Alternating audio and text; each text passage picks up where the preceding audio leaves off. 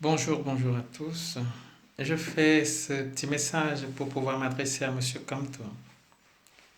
Monsieur Kamto, oui, je vous appelle Monsieur Kamto. Je ne vais pas fonctionner comme ces individus qui, au petit bonheur, se sont retrouvés en Europe. Ces sortes de parvenus qui, parfois, n'ont pas réussi à franchir la classe du cours élémentaire, mais qui se permettent le luxe d'appeler un président de la République animal, rat. C'est ignoble. Mais je ne me plains pas car la moralité parfois foutu le camp chez certains.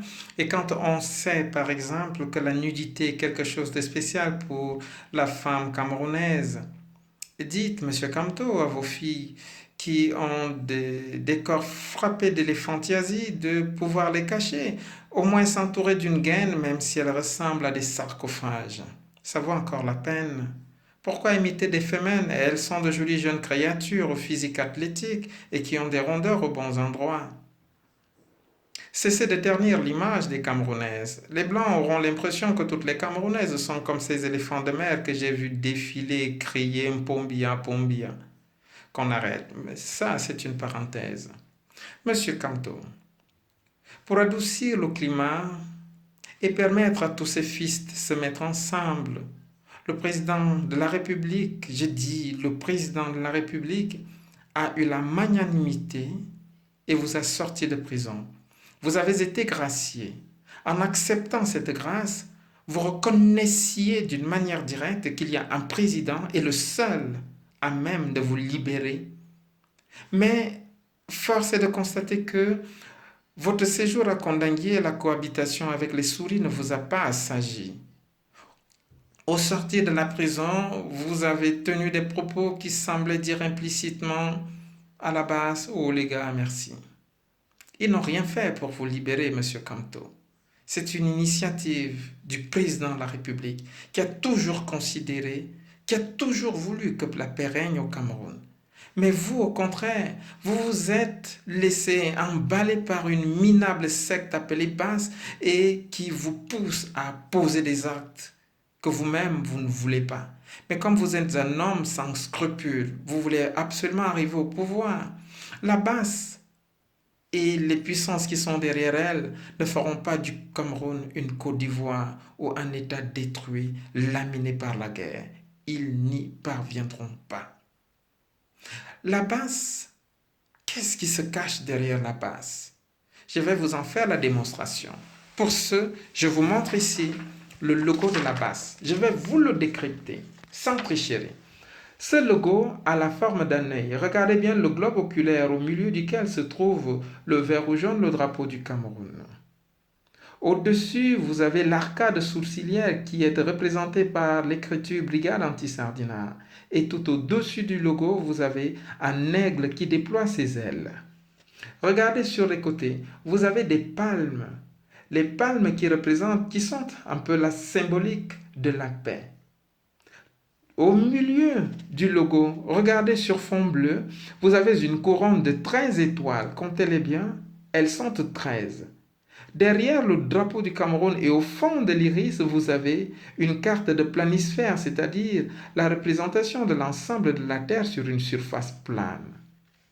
Voilà présenté le logo de la base. Que cache ce logo?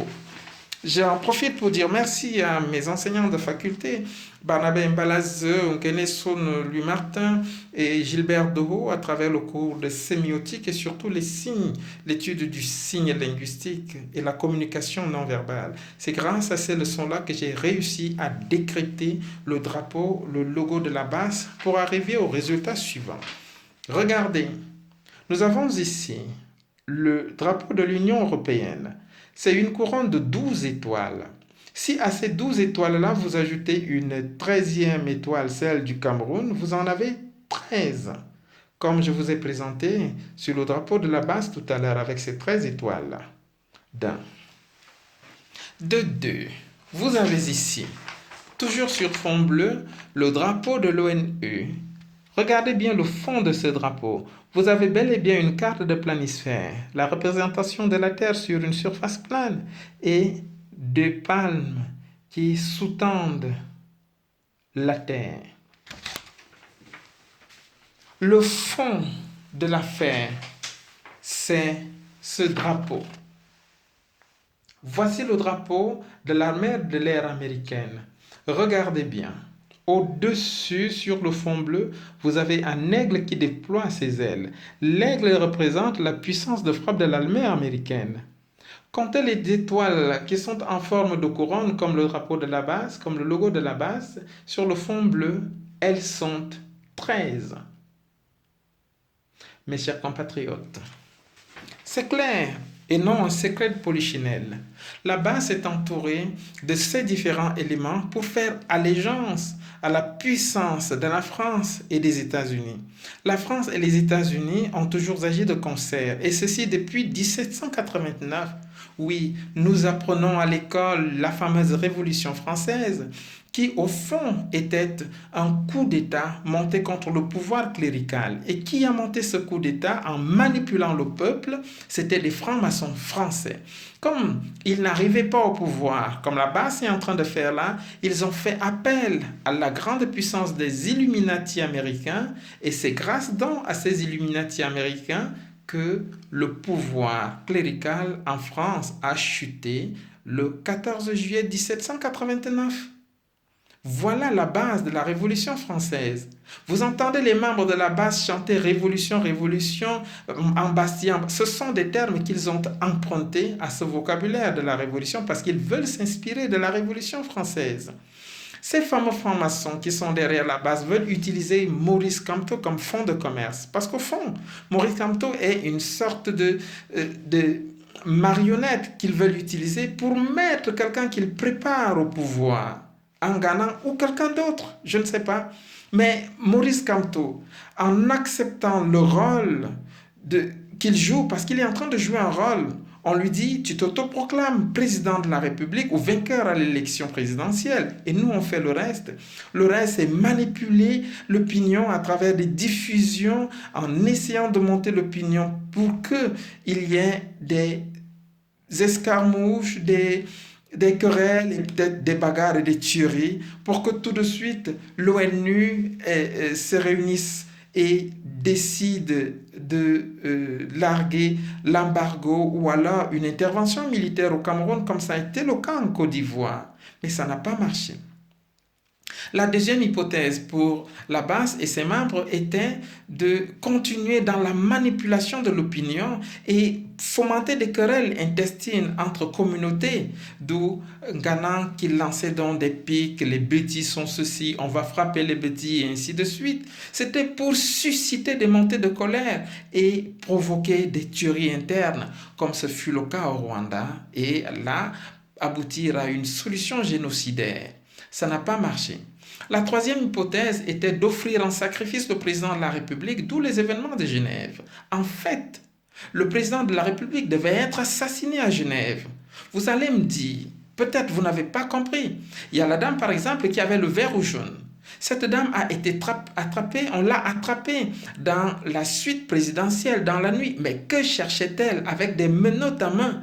Elle a dit, je voulais dire au président que je suis mécontente parce que les gens meurent au nord-ouest et au sud-ouest. Mais tu attends la nuit pour aller, tu laisses les autres manifester dehors pendant que tu te balades dans les suites présidentielles et avec des menottes en main.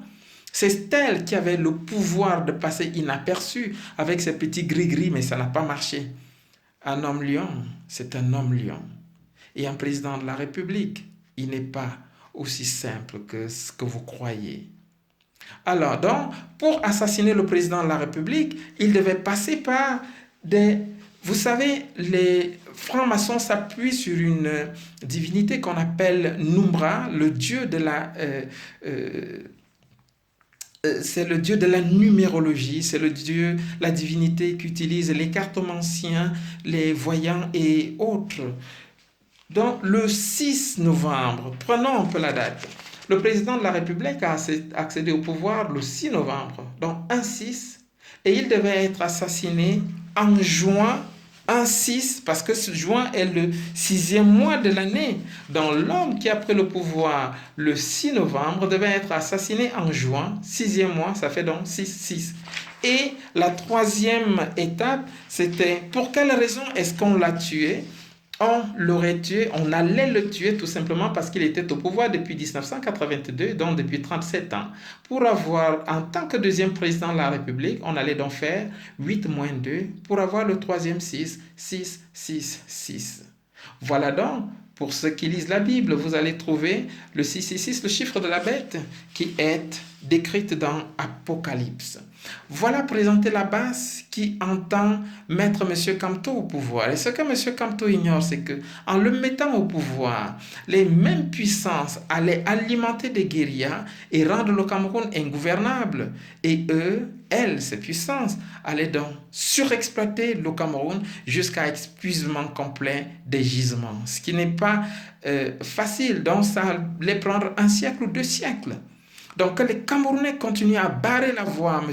Kamto et à sa base, et sachez, la démonstration, comme je venais de vous le faire, c'est que la démonstration que je venais de faire, juste pour vous faire comprendre que ces belliqueux de la base, c'est parce qu'ils ont derrière eux le soutien sous-jacent de quelques éléments qui dans l'armée américaine, qui au Congrès américain, à l'Assemblée de l'ONU en France et autres. C'est pour ça que vous les voyez marcher un peu partout. Qu'ils continuent à préparer leurs Jeux olympiques. Ne leur ouvrez pas la voie.